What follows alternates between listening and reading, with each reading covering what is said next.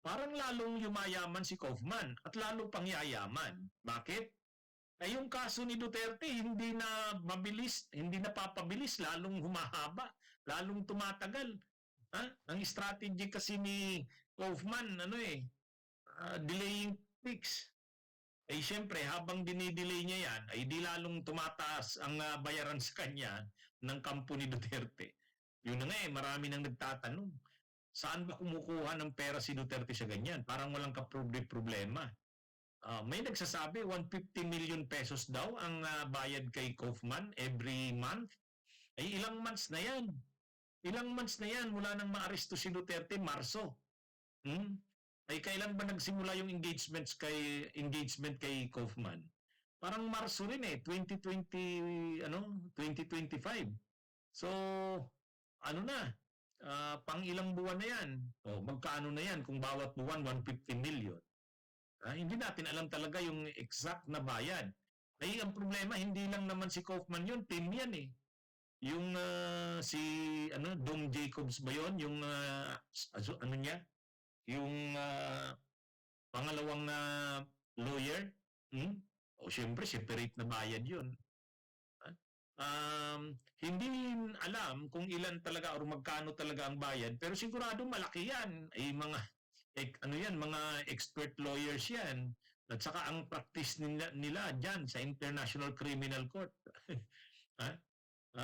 Ano ito? Ang problema kasi, ang tagal na ng kaso na ni Duterte, hindi pa nagsisimula. Hindi pa nga confirm yung charges eh. Ang dami kasing mga delaying fix ni Kaufman na kung ano-anong mga motions ang final. Question yung mga judges, pinapa inhibit kumbaga, oh. Tapos pina-disqualify si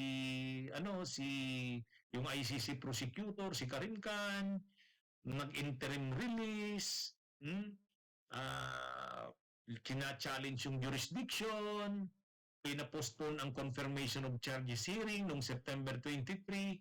Grabe, talagang grabing pang-delay. Ay siyempre, bawat dumadaan na araw na nadidelay, nagbabayad. Bawat gawin ni Kaufman, siguro kada oras ng consultation may bayad yan. Kada pleadings na sinasubmit, may bayad. Ay tambak na ang bayaran ng kampo ni Duterte niyan. So yumayaman ng yumayaman si Kaufman. Ito pa, hindi lang naman si Kaufman nga, kasi team ng mga abogado yan eh. May 5 yatang abogado yan. Grabe ng gastos nila Duterte dyan.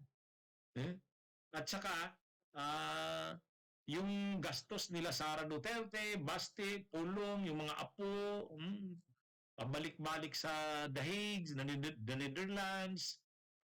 Kaya, ano ba yan? Sino ngayon maniniwala dyan na simpleng kumakain sa karinderya, na yung bahay ay luma, na yung swilas ng sapatos ay sira? Kaya mo ba, ma-afford mo ba yung bayad dyan sa sa mga lawyer sa ICC? Ma-afford mo ba yan kung ganun ang tatayuan sa buhay? Katulad nung pinoproject ni Duterte na siya'y hirap? Bilyon ang ginagastos na dyan. Malamang ha? Kaya parang tuwang-tuwa dito si Kaufman. Kaya nga parang DDS na si Kaufman eh. Parang DDS na. Kung makapagsalita, kapag ini-interview, DDS na eh. Ikaw nga ba naman? Sa mahal ba naman ang bayad sa'yo, hindi mo ipakita yung pagka-diehard mo na Duterte supporter. At ito pa, kung si Bato pa ay maaresto, ay panibago na naman kita yan kila Kaufman. Siyempre, malamang ang kukunin din nila Bato dyan, si Kaufman din. Hindi naman papayag yan si Bato, ay si Kaufman, na hindi na naman hindi panibagong bayad yan. Kaya parang yayaman ng todo dito si Kaufman dito sa mga kasong ito ng crimes against humanity laban kila Duterte at Bato. Lalo pa pag nadagdag pa si Bongo. Ha? Grabe, ano? Ang laki ng pera na, ang ano dyan, laki ng bayad na kay Kaufman dyan, yayaman ng yayaman ito. Sa bagay, ang dami namang pera ng mga Duterte. Ang dami naman lang pera. Wala yan yata sa kanila eh. Pero syempre, mababawasan yung ano. Pero nandiyan pa rin sila sa gobyerno eh. Hawak nila ang budget, ang pera ng Davao City. Congressman pa si Pulong. Marami pa. Kaya ano ito, parang hindi nila iniinda yung ano eh, yung nababawas na pera sa kanila, no? Kaya sino ngayon maniniwala doon sa mga palabas ni Duterte na kumakain sa karinderya, sira yung kanyang swilas ng sapatos, ano? Yung bahay daw na tinitirhan nila, ano na, lumang-luma na. Mga ano yun eh, pambubudol eh. Ha? 'Di ba? Mga kabunyog, mga kababayan, pambubudol. Pero anyway, kahit papano, nababawasan ang kanilang yaman.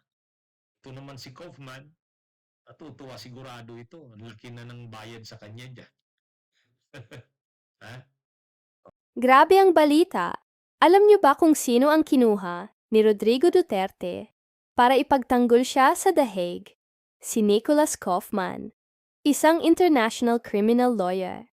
At hindi lang yan, si Sara Duterte, may sarili ring elite team ng mga abogado. Magkano kaya ang bayad diyan?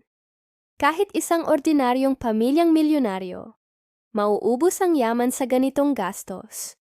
Dito na pumapasok yung matagal nang sinasabi ni Senador Trillanes tungkol sa mga umano, in-secret bank account, joint account, at baka pati foreign account pa.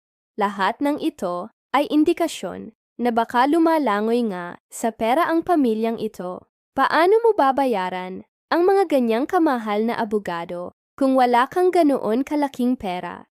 Ang laking tanong talaga, saan nanggagaling ang ganito kalaking yaman?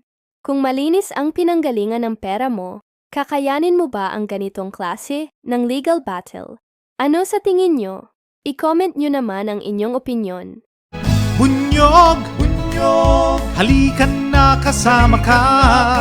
Bunyog, kapag buklod ay may pag-asa. Luzon, Visayas, Mindanao, isa ang pananaw. Sa bagong Pilipinas ang bunyog isisigaw. Bunyog, bunyog, bunyog.